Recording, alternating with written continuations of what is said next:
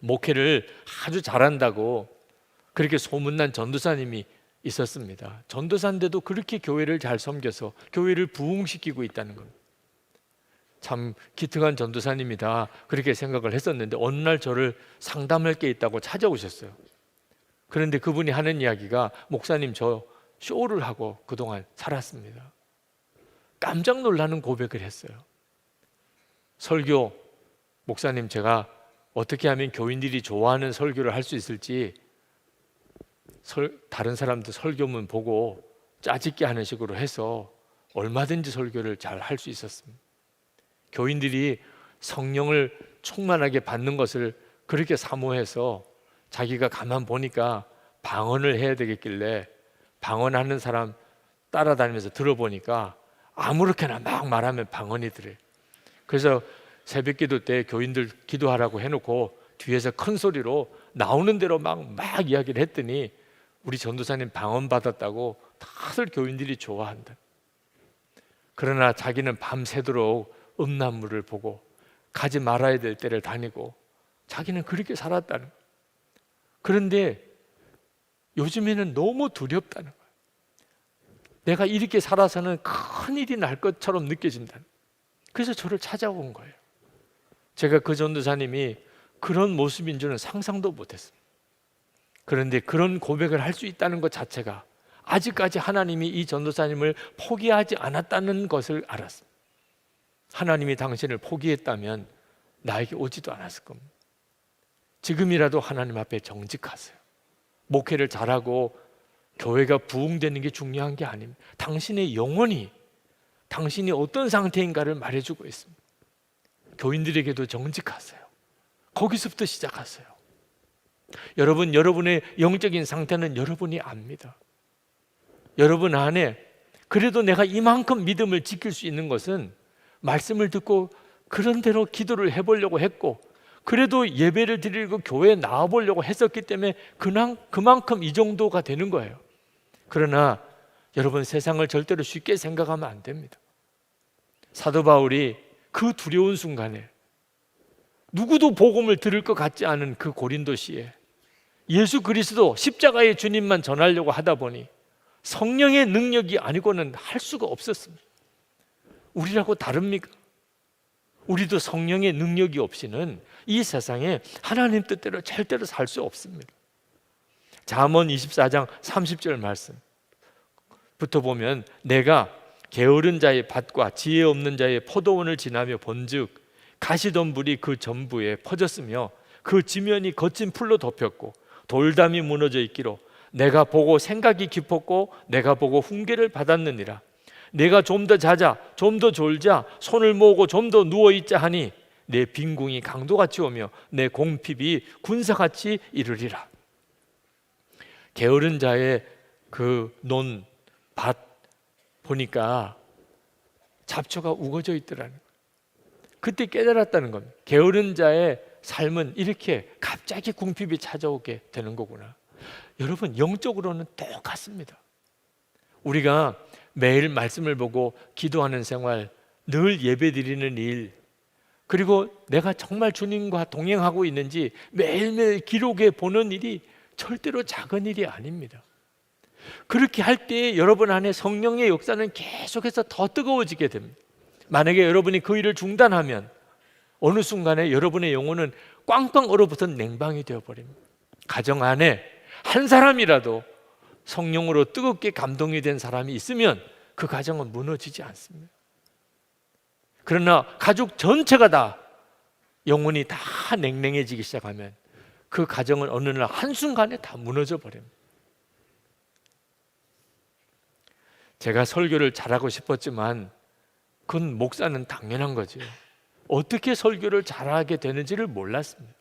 제 지혜로 제가 가지고 있는 지식으로 어떻든지 사람들 듣기에 좋은 설교를 그렇게 해보려고 무던히 애를 썼습니다. 토요일 밤이 되면 저는 초죽음이었습니다. 하나님이 주시는 메시지가 딱 붙잡혀지지 않으니까 그럴듯하게 문장은 꾸렸는데 하나님이 주신 메시지라고 느껴지지 않으니까 토요일 밤에 잠이 오질 않습니다. 그렇게 피를 말리듯이 설교를 준비해서 해도 끝나고 나면 허탈감이 확 밀려옵니다. 성도들이 귀만 즐겁게 했지 마음을 움직일 수 없었구나. 어떻게 하면 도대체 설교를 제대로 할 수 있을까? 설교는 저에게 무거운 짐이고 아주 두려운 고통이었습니다. 그때 고린도 전서 2장 12절 말씀을 주님이 저에게 눈을 열어주셨어요. 하나님께로 온 영이 내 안에 계셔서 나로 하여금 하나님이 은혜로 주신 것을 알게 하려 하심이라. 하나님이 내게 주시는 메시지를 내 안에 계신 성령께서 알게 하신다. 아니, 내가 그토록 설교 때 하나님이 주시는 말씀을, 하나님이 주시는 은혜를 그렇게 알기 원했는데 이게 이렇게 간단하단 말이에요. 이 말씀을 믿음으로 붙잡아야 한다는 걸 알았어. 그래서 그때 저는 이 말씀을 붙잡았어요. 하나님, 제가 더 이상 내 지식과 내 지혜로 설교 잘해보려고 몸부림치지 않겠습니다. 저는 그저 제 안에 계신 성령께서 하나님이 나에게 주신 메시지를 알게 하실 거라고 믿겠습니다. 그리고 저는 기다리겠습니다. 그게 그때부터 저의 설교 준비였습니다. 성경 본문을 읽고 또 읽으면서 성령께서 하나님이 나에게 주시는 메시지를 알게 하실 거라. 그래서 받았을 준비를 하고 계속 말씀을 묵상하고 또 기도하고 묵상하는 거예요. 그때부터 저에게 설교 준비는 은혜의 시간이 됐어요. 설교 준비하는 자만 알 거예요. 하나님께서 나에게 깨닫게 하시고 하나님이 나에게 주시는 너무나 놀라운 메시지들을 받아 적는 기쁨을 아마 여러분들이 잘 이해하기 어려우실 겁니다.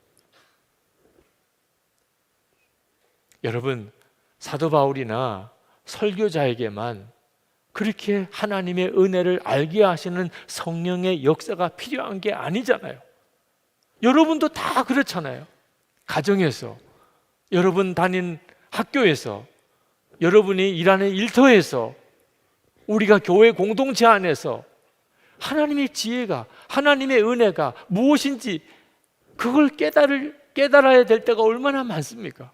부부 사이에, 부모님에게 또 자녀들에게 어떻게 해야 할지, 여러분의 가정에서 크고 작은 일들을 결정해야 될 때 도대체 하나님이 주시는 메시지가 뭔지, 일터에서, 사업장에서, 직장에서, 학교에서 하나님의 메시지가 필요하잖아요. 성령님만이 그걸 알게 하신다는 거예요. 여러분도 하나님께서 여러분에게 주시는 메시지를 정말 알기를 원하시는 분들은 주님께 구하세요.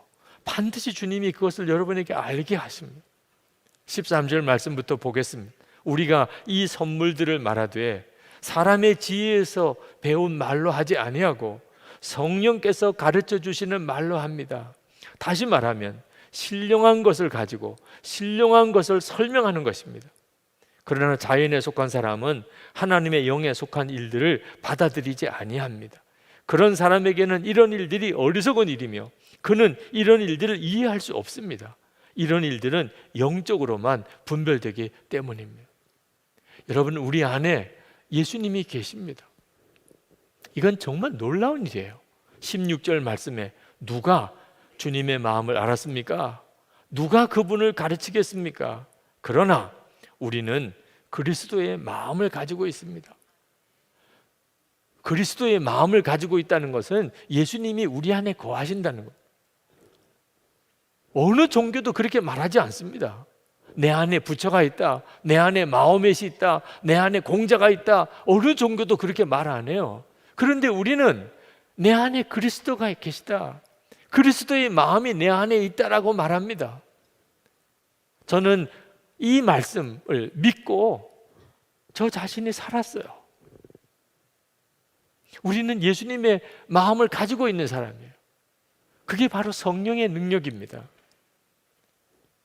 저는 이런 교회를 담임할 수 있는 그런 수준의 목사가 못 됩니다. 저는 여러분 앞에서 이렇게 설교할 수 있는 그런 수준의 목사도 못 됩니다. 예수 동행 운동 이런 걸 이끌어 갈 만큼 그런 수준에 있는 목사도 아니에요. 저는 사도 바울이 고린도에서 십자가의 복음을 전하려고 할 때 두렵고 떨었다고 하는 그 말씀을 저는 정말 이해할 수 있을 것 같아요. 제가 이 교회에 부임해 왔을 때 이 교회 예배당 건축을 완공하라, 이 교회를 다시 정상적인 교회로 일으키고 부흥시키라, 저에게는 불가능한 일이었어요. 이건 내가 할 수 있는 일이 아니었어요. 마치 죽은 사람을 살려내라, 그런 것과 똑같이 느껴졌어요. 죽은 교회를 다시 살려내라는 거예요. 저는 아무것도 할 수 없다는 사실을 깨달아요. 그때 붙잡은 말씀이 고린도전서 1장 27절에서 29절 말씀이에요. 하나님은 약한 자, 미련한 자를 택하신다. 없는 것, 멸시받는 것, 천한 것을 하나님이 일부러 택하신다. 그러면 나야말로 그런 사람이, 진짜 아무것도 할 수 없는 자, 정말 미련하기 짝이 없는 자를 하나님이 이 교회 담임자로 덜컥 이렇게 세우셨습니다. 저는 이제 주님만 따라가겠습니다. 제가 할 수 있는 일은 내 생각, 내 판단, 내 지혜 십자가에 못 박는 것이었어요. 나는 죽었어요. 이제는 죽으라고 예수님만 붙잡고 가는 겁니다. 그래서 24시간 예수님을 바라보자고, 나는 죽고 예수로 산다고, 주님과 친밀히 동행하자고, 지난 16년 동안 계속 그 설교만 한 겁니다. 그것밖에는 길이 없었으니까. 그리고 지금 여기에 이렇게 서 있는 거예요. 여러분, 이것이 저 자신의 문제입니다. 예수를 믿는 모든 성도들에게 허락하신 은혜가 그리스도의 마음을 다 부어주신 거예요. 그래서 절대 우리는 혼자가 아니에요. 아무리 막막하고 아무리 절망적이고 아무리 길이 없어 보여도 그렇지 않습니다. 아브라함이 가지고 있는 능력은 하나님이 함께 계시는 것이었어요. 야곱이 가지고 있었던 약속은 하나님이 늘 함께 하리라고 하는 약속이었어요.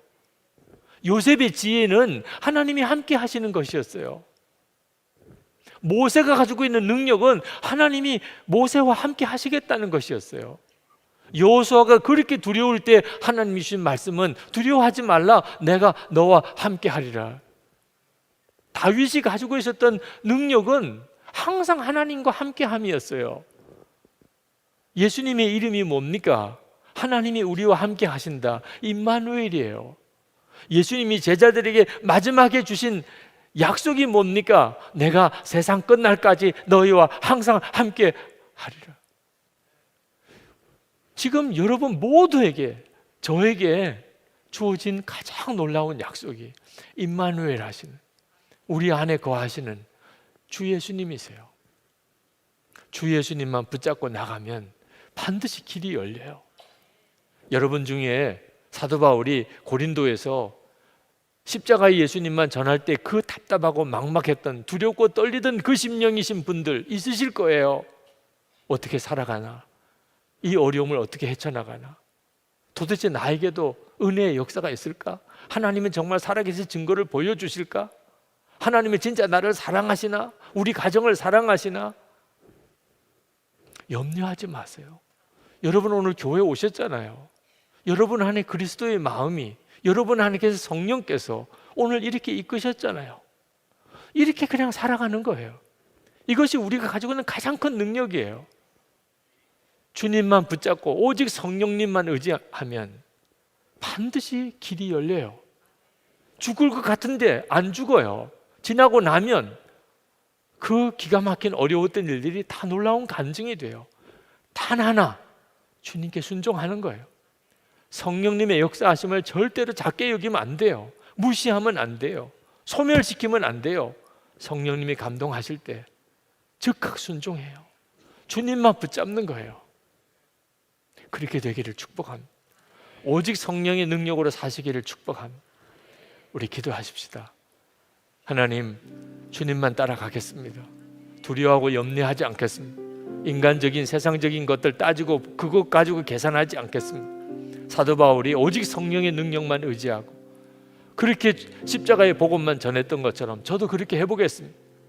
그리스도의 마음을 품으라. 빌립보서 2장 5절, 여러분 안에 이 마음을 품으십시오. 그것은 곧 그리스도 예수의 마음이기도 합니다. 주님, 그렇게 하겠습니다. 성령님의 능력만 의지하고 주님의 마음을 품고 오직 순종만 하며 나가겠습니다. 결혼하기 직전에 서둘러서 이야기를 끝내버려요.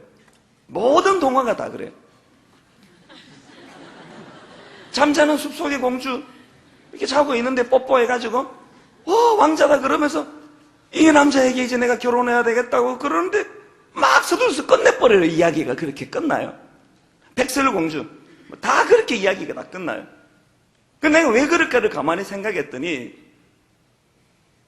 작가 입장에서 결혼 이유를 그리면서 이 사태가 너무 복잡해지는 거예요.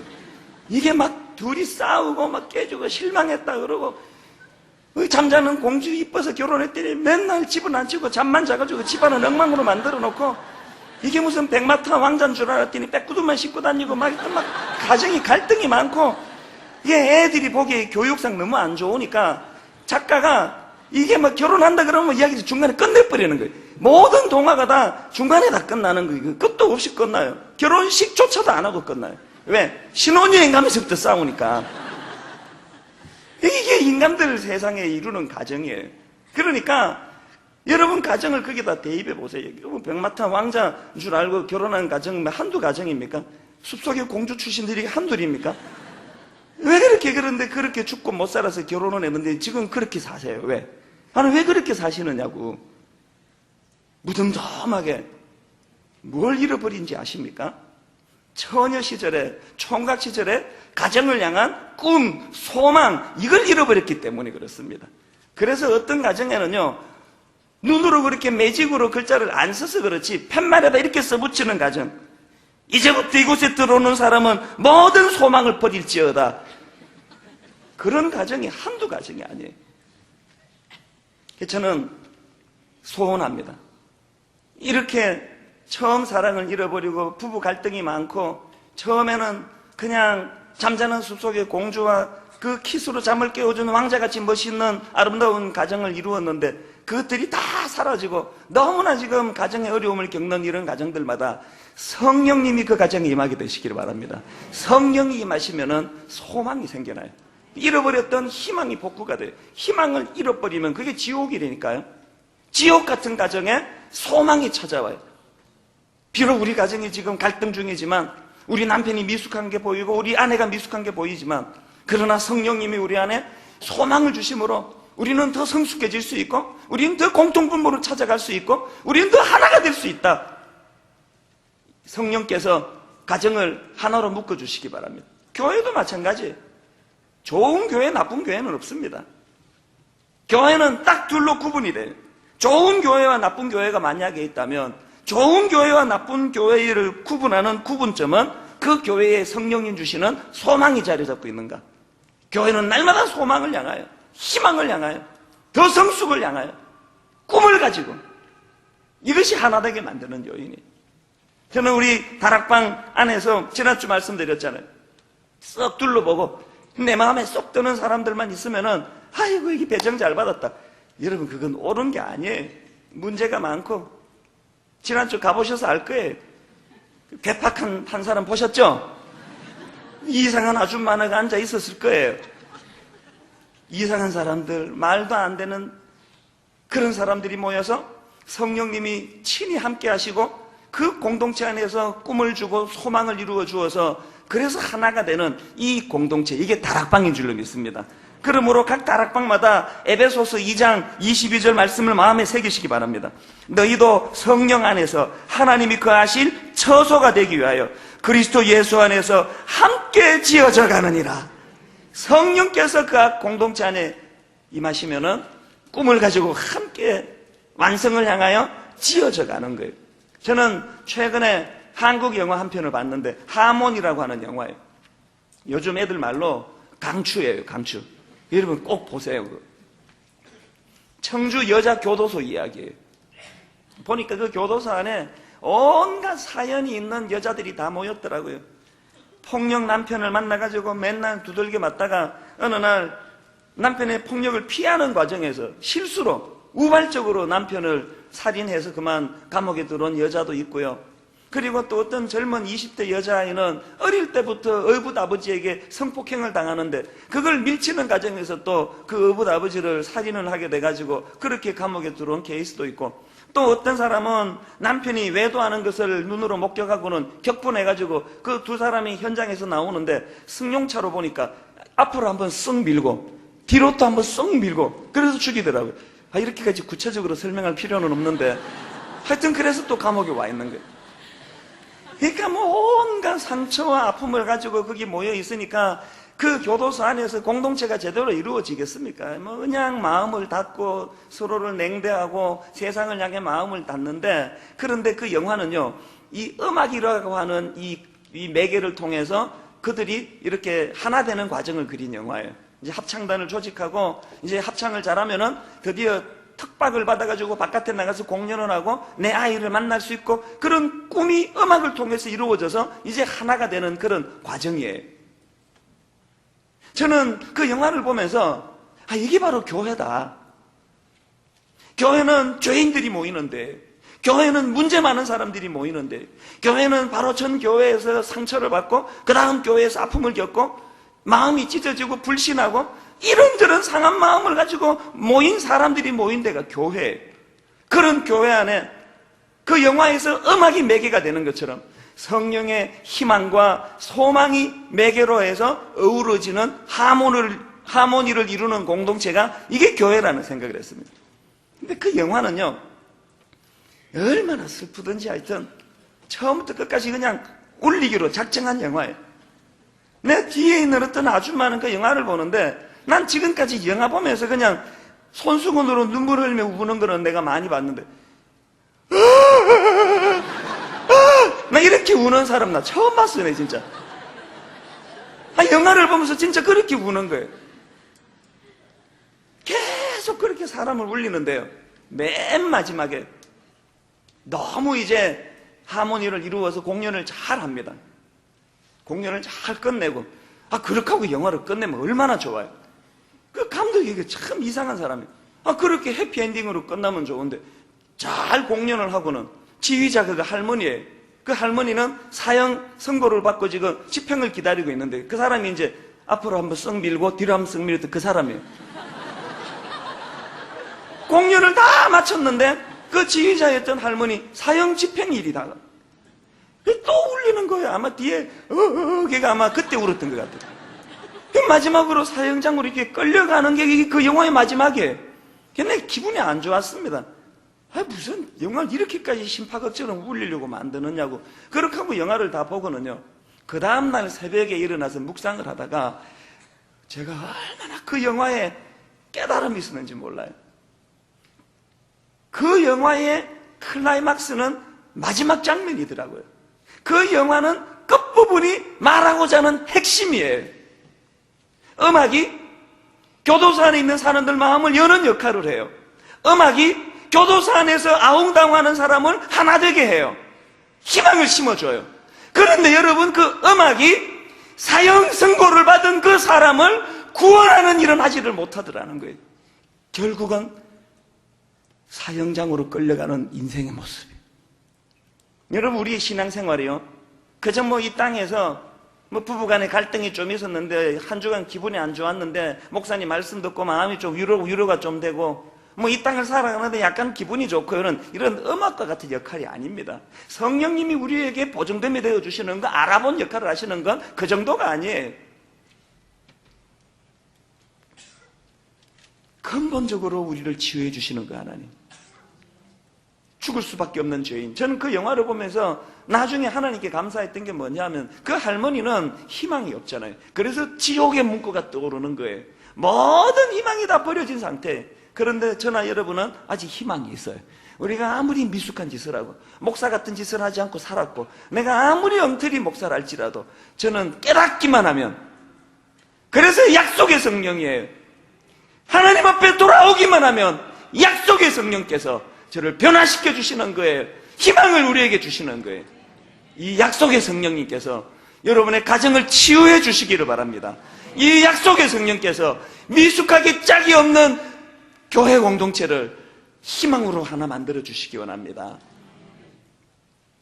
우리 찬양을 오늘 같이 부르실 텐데요, 당신이 지쳐서 기도할 수 없고, 이 찬양 후렴이 좀 애매해요. 누군가 널 위해 기도하네, 누군가 널 위해 기도하네. 여러분, 우리는 오늘 선명하게 찬양을 가사를 이렇게 바꿉니다. 누군가 대신에 성령님 날 위하여, 성령님 기도하네. 그 누군가가 바로 성령님이에요. 오늘 이 성령님께서 우리 안에 일하기 시작하심으로 내 안에 긍지가 회복이 되고 내 안에 소망이 회복되어 이 땅을 지옥처럼 그렇게 살아갔는데, 희망을 잃어버리고 살아갔는데, 성령님으로 말미암아 이 두 가지 단어가 복구되시기를 바랍니다. 제가 이 성령님에 대한 설교 준비를 하면서 보았던 한 글입니다. 참 좋은 글입니다. 읽어드릴게요. 우리가 가던 길을 잠시 멈추고 무릎을 꿇으면 보이지 않는 손을 만날 수 있다는 것입니다. 그냥 지나칠 수 있는 풀잎에 맺힌 이슬에서 작은 꽃 한 송이에서 이전에 볼 수 없었던 자연의 신비를 경험할 수 있다는 것입니다. 인생의 속도보다 중요한 것은 방향인 것을, 인생의 길이보다 더 중요한 것은 내용인 것을 배워 알면서도 우리는 속도를 늦추지 못할 때가 많습니다. 저는 새벽마다 무릎을 꿇으면서 속도를 조절합니다. 방향을 점검하고 삶의 우선순위를 점검합니다. 무릎을 꿇으면서 제가 얼마나 비천한 존재임을 깨닫습니다. 그리고 그 비천한 존재를 사랑하시는 하나님의 사랑 앞에 감격하곤 합니다. 예수님은 무릎을 꿇고 사셨습니다. 무릎을 꿇고 기도하셨습니다. 대하에 물을 담아 무릎을 꿇고 제자들의 발을 씻기셨습니다. 가장 아름다운 모습이었습니다. 무릎을 꿇는 것은 결코 비굴한 것이 아닙니다. 하나님께 기도하기 위해 꿇는 무릎, 이웃을 섬기기 위해 꿇는 무릎은 아름답습니다. 우리가 성령님의 인도하심을 받지 못하는 가장 큰 이유 중에 하나는 우리의 속도를 줄이지 않는 것입니다. 오늘 우리의 인생에 문제가 생기고 우리의 인생에 답을 잃고 방향을 잃었다면 우리의 속도를 줄여야 할 때입니다. 바쁘게 내 계획대로 살아가는 것이 아니라 새벽에 하나님 앞에 무릎을 꿇고 하나님 앞에 우리들의 방향을 물어야 할 때입니다. 성령님의 역사를 경험하지 못하는 가장 큰 이유 가운데 하나는 이 세상이 너무 혼잡하다는 겁니다. 그래서 성령님의 역사가 보이지 않는다는 겁니다. 너무 분주하게 살아가면서 아름답게 피어있는 꽃송이가 우리들 눈에 보이지 않는다는 겁니다. 성령님께서 우리들에게 말씀하시는 방향이 우리들 눈에 들어오지 않으니 우리가 어떻게 성령님의 인도하심을 받으며 살아갈 수 있겠습니까? 성령님의 인도하심, 보혜사 성령님이 우리 가운데 역사하심을 우리들이 경험하기 위해서 지금 이 순간 우리들의 삶을 멈추는 것은 믿음입니다. 우리의 믿음이 없으면 우리들의 삶을 멈추지 못합니다. 우리의 삶을 멈추고 보혜사 성령님이 우리들에게 말씀하시는 음성을 듣고 인도하심을 받기 시작할 때 성령님의 역사를 우리들이 체험하기 시작해요. 저는 우리 BTD 영성훈련을 인도하면서 그런 성령님의 역사를 참 많이 경험합니다. 때때로 강력하게 역사하시는 성령님을 경험합니다. 언젠가 우리 BTD 영성훈련팀이 해외로 단기 선교 여행을 떠날 때였어요. 같이 동행하기로 했던 중요한 직책을 맡았던 한 권사님이 갑자기 허리가 아파서 갈 수 없게 된 그런 상황에 처한 거예요. 남편이 새벽 예배에 가서 그 부인 권사님을 위해 기도하는데 하나님이 이런 응답을 주셨답니다. 당신이 갑자기 떠나기 전에 아픈 것을 보니 하나님께서 아주 특별한 역사를 하실 것 같아요. 그리고 권사님이 저에게 그 이야기를 하시더라고요. 남편이 이런 음성을 들었답니다. 제가 이렇게 말을 했습니다. 그렇게 하나님이 응답하셨다면 하나님께서 어떻게 역사하실지 기대해 보시지 않겠습니까? 하나님께서 그런 마음을 주셨다면, 기도할 때 그런 마음을 주셨다면 하나님께서 어떻게 역사하실지 기도해 보시지 않겠습니까? 언젠가 선교여행을 떠나는데 한 분이 이렇게 이야기를 하더라고요. 목사님, 선교여행을 준비하는데 왜 자꾸 제 입에서, 제 마음에서 신유의 역사에 대한 기도가 나올까요? 제가 이렇게 얘기했습니다. 왜 고민하세요?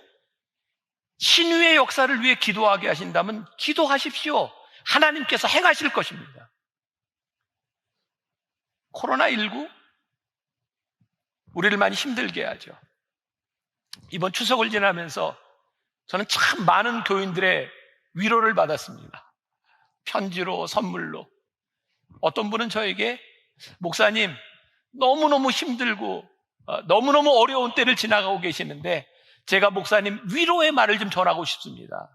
저에게 참 많은 위로가 되었거든요. 저만 그런 거예요. 여러분들 다 힘들죠. 그런데 이렇게 아무도 없는 곳에서 텅텅 빈 성전에서 설교를 하고 이 시간들이 몇 달이 다 돼가는데 참 신기하게도 하나님께서 저에게 계속 선포하게 하시고 주신 음성이 있는 거예요. 교회의 부흥을 위해서 선포하게 하고 교회의 부흥을 위해서 기도하게 하시는 거예요. 요즘 제가 순종해야 되겠다는 생각을 합니다. 하나님, 이렇게 교회가 힘든 때에 교회의 부흥을 위하여 기도하게 하셨다면 하나님, 새롭게 시작되는 교회의 부흥을 하나님께서 일으키시겠다고 하는 성령님의 역사가 아니겠습니까? 오늘 여러분들에게 도전합니다. 오늘 여러분들의 마음 가운데 성령님께서 무엇을 깨닫게 하시고 기도하게 하셨다면 순종하라는 겁니다. 자, 여기서 우리들에게 또 하나 의문이 생깁니다. 우리 속에 들어오는 이 마음들, 우리들에게 주시는 이 느낌, 이것이 성령님의 역사인지 아니면 악한 영의 역사인지 우리들이 어떻게 구별할 수 있겠습니까? 제가 여러분들에게 말씀드립니다. 오늘 우리가 읽은 본문 말씀 17절에 성령님은 그는 진리의 영이라 라고 하는 말씀이 나와 있습니다. 진리는 무엇일까요? 하나님의 성품입니다. 하나님의 성품과 어긋나지 아니하고 지난주의 말씀과 이어서 내가 예수님을 주라 시인하며 주님의 다스림 가운데 있습니다라고 이야기할 수 있는 그 다스림이 분명하다면, 거기에서 벗어나지 않는다면 두려워하지 말고 성령님의 인도하심을 따라 기도하시고 보혜사 성령님을 의지하고 기도하십시오. 어떻게, 그리고 구별에 대한 것까지 말씀드렸어요. 가끔 우리 교인들이 혼란스러워하는 것이 있어요. 어디서 저기 이단이라고 하는데, 저기 잘못됐다고 하는데, 혼란스러운 게 뭐냐면 이단이라고 하는 공동체에 사람이 너무 많이 모여. 뜨거워. 막 신유의 역사가 일어나. 사람들이 혼란스러워합니다. 저런 현상이 일어나고 있는데 저게 가짜는 아닌 것 같고 뭔가 찜찜하고 그런 것 같아요. 특히 기도 많이 한다는 사람들이 여러분들에 가서 막 예언을 이야기하고 막 무언가를 이야기할 때 저게 진짜인지 가짜인지, 제가 여러분들에게 아주 중요한 걸 말씀드립니다. 기준을 말씀드립니다. 성령님의 역사는 현상이 아닙니다. 성령님의 역사의 분명한 표징은 성령의 열매를 통해 나타나는 것입니다. 그 단체를 이끌고 있는 누군가가 아주 카리스마틱하고 놀라운 기적을 일으키는 것 같지만 그가 하는 일들이 성령의 열매로 하나님의 성품이 나타나지 않는다면 그것은 성령의 역사가 아닌 것입니다. 교회 안에 일어나고 있는 참 많은 일들, 제가 이런 이야기를 이렇게 해야 되는 것 자체가 마음이 아프지만 교회 안에서 목회자들에게서 일어나는 성추행, 금전적인 일탈, 말씀의 오류, 성품의 천박함, 이런 것들이 드러나고 있다면 이것은 성령의 역사가 아니기 때문에 두려워하지 말라는 거예요. 성령님은 우리를 진리의 영으로 인도하시기 때문에 하나님의 성품이 드러날 때 그것이 성령의 역사인 것을 우리들이 구별할 수 있습니다. 지금 교회 안에 어떤 기적이 일어나고 있는가, 이것이 중요한 것이 아니라 지금 일어나는 이 일들 가운데 하나님의 성품이 있는가, 그곳에 진리가 있는가를 보아야 하는 거죠. 성령님이 우리 가운데 계시면, 우리들 가운데 역사하시면 우리가 성령님을 체험했다라고 말을 할 때 필연적으로 우리 안에 보혜사 성령님의 인도하심을 받습니다. 인도하심을 받는 증거는 무엇일까요? 우리들의 성품, 인격의 변화. 제가 만나기 위해 설교하면서 제일 많이 이야기했던 게 이 부분인 것 같아요. 예수님을 믿으면 우리들에게 일어나는 성품의 변화가 있어야 합니다. 인격의 변화가 있어야 합니다.